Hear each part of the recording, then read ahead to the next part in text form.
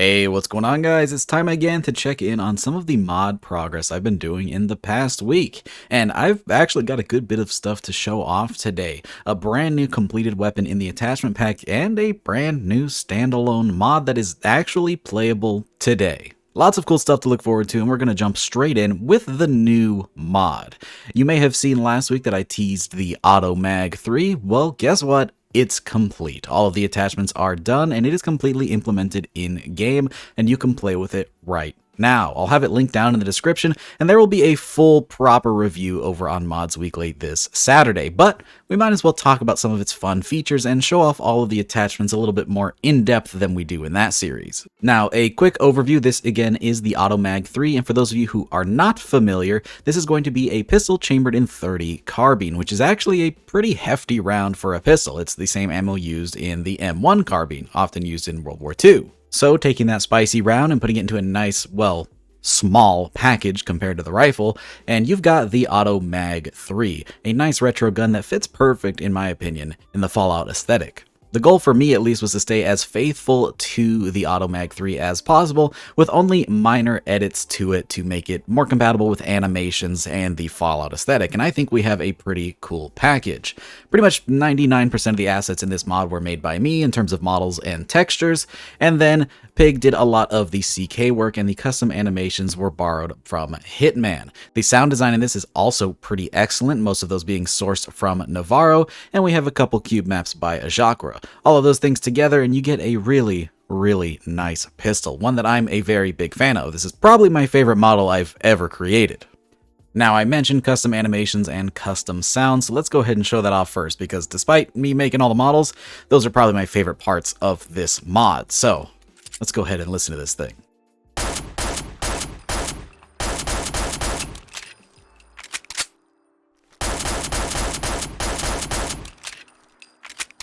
Both the animations and the sound design are so crisp and clean, and then combine that with the model, I just love this pistol. It's so good. Pig really wanted an Automag, and I'm really glad I did finally sit down and make this thing. We have a very nice weapon here. Let's go ahead and show off some of the other stuff, like the custom suppress sounds as well. That's the wrong pistol. Good job, me. Here we go.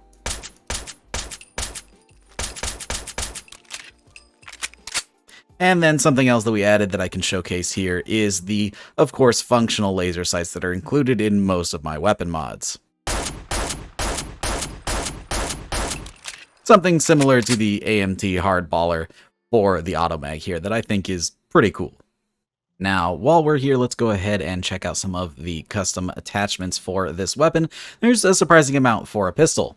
We have the frame category. This is essentially your receivers, where you can pick standard all the way up through advanced for some pretty simple damage increases, along with a few extra things like the calibrated frames right here. We also have a slide section where you can change the length of the slide. We have the standard slide length, which is already pretty long. We do have a short option and an even longer option for those of you who want to get the most range out of this little pistol.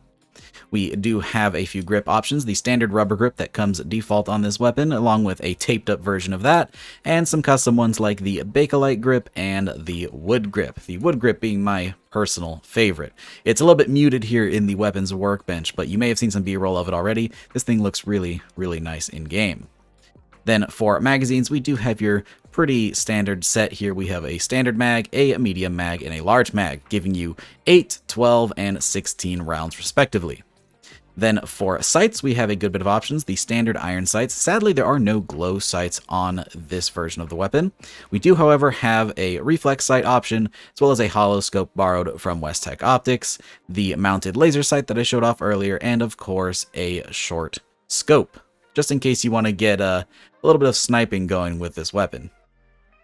And then finally, we do have a muzzle section where we have the option for no muzzle, a custom compensator, as well as muzzle brake, and then a standard suppressor and a heavy suppressor. This is a modified version of the 10mm one, and I think it actually looks pretty cool on this when you straighten it out a little bit. Now, in case you don't watch Mods Weekly, I will also say that this weapon is added to the leveled list and will start spawning after level 12 all around the Wasteland on Brotherhood of Steel members, gunners, and raider bosses.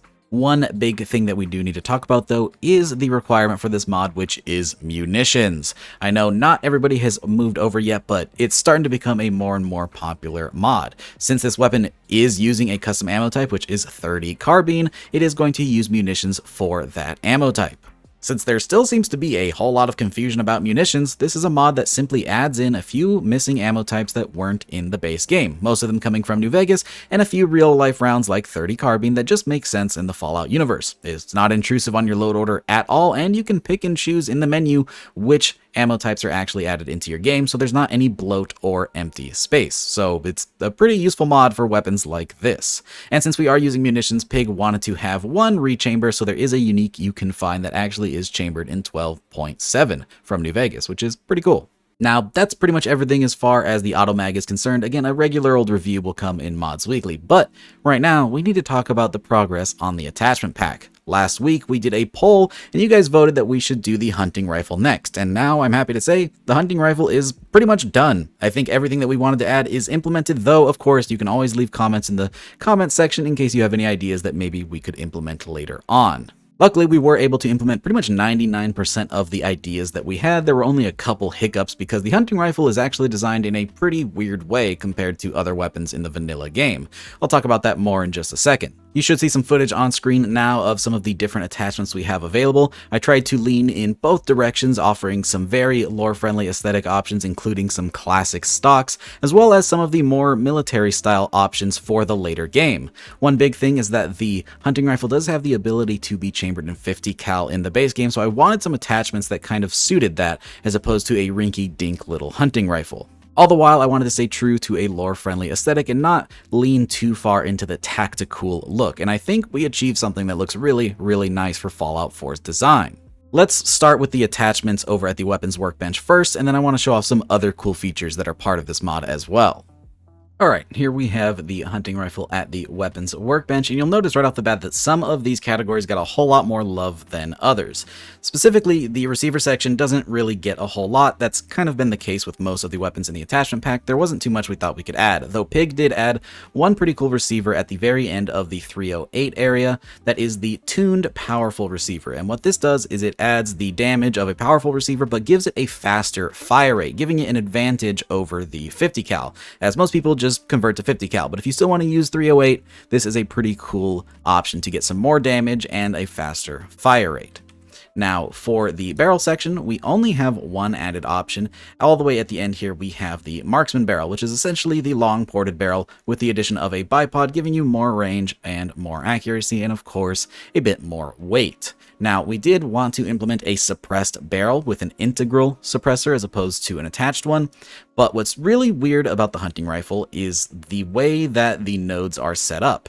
Whenever we remove the ability to throw muzzles on, so you can't throw a suppressor on top of the suppressor, it actually doesn't remove them like it would on any other weapon. Instead, it resorts back to the short barrel here, which is actually linked up to the stock, and we really couldn't find a way to avoid that, so sadly, no suppressed barrel, but we did add some other options to compensate for that. Now, moving on to the stocks, this is probably the most intense category and the one I had the most fun with. Typically, you have the short stock as the most basic option, but now we also have the salvage stock, which is designed off of the Fallout 3 and Fallout New Vegas hunting rifle. As you can see, it's got some pretty beat up wood and lots of different pieces holding it together. Some braces here, some wire holding the trigger guard on, as well as some duct tape, and it's pretty much just falling apart. Typically, there's some wire and some tape up at the front here, but we weren't able to implement that as it would conflict with certain barrels. For some reason, some of the barrels in the vanilla game are much larger, and so there would be a lot of clipping if we designed it for one or the other.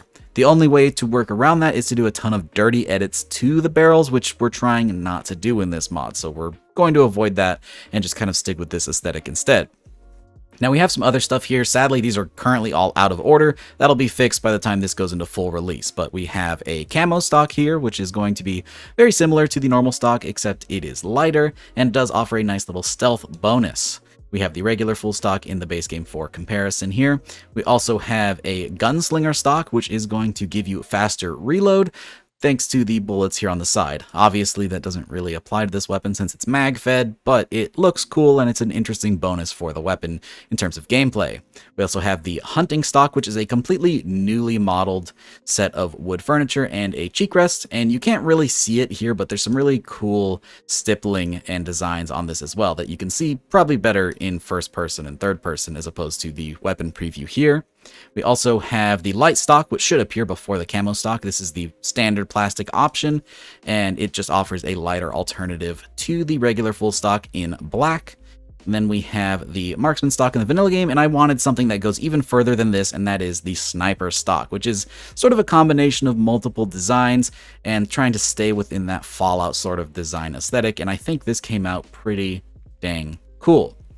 And for those of you who were paying really close attention, you'll notice that everything that I modeled is actually ambidextrous. As you can see, there's a cutout on the left here, as well as the right side. So whether you're using vanilla animations or any modded animations, all of my attachments will work innately. No optional files, no extra downloads, it just works, which is really cool. Obviously, it does leave a sort of empty cutout, but I believe the vanilla marksman stock is already designed that way, so it's not really a problem for me. I hope it's not a problem for you either. Now, on top of that, we don't have any magazine options, but we do have one new scope option, and to show that off, I'm actually going to equip the salvage stock here, as I think it's a bit more fitting. When we head over to the sights, now on top of the standard and glow sights, we also have buckhorn sights, which moves the rear iron sight up forward on the weapon, and they're more designed off of the Fallout 3, or more so Fallout New Vegas iron sight style, as I believe the Fallout 3 had no iron sights whatsoever. But if you recall the New Vegas hunting rifle, it had some cool buckhorn sights, and these are here to mimic that. Combined with the classic stock, you've got a pretty cool hunting rifle. Then for muzzles, we do have some muzzle options. In the base game, the compensator and the muzzle brake share the same model, so I wanted some new options. So on top of the compensator, we have the advanced compensator, which is a big, heavy hunk of metal that performs just a tad better than the regular one.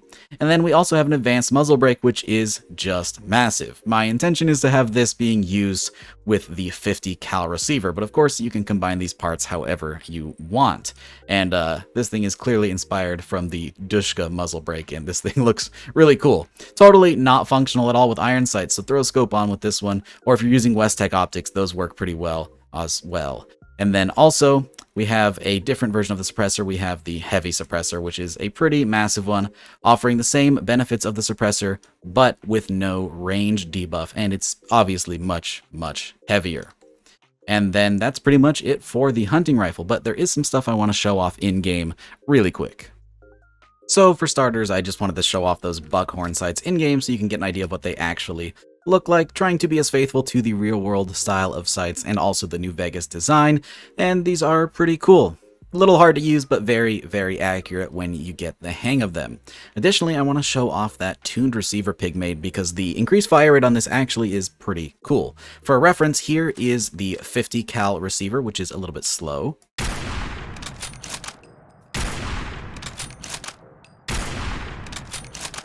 And then here is that tuned receiver, which is much faster.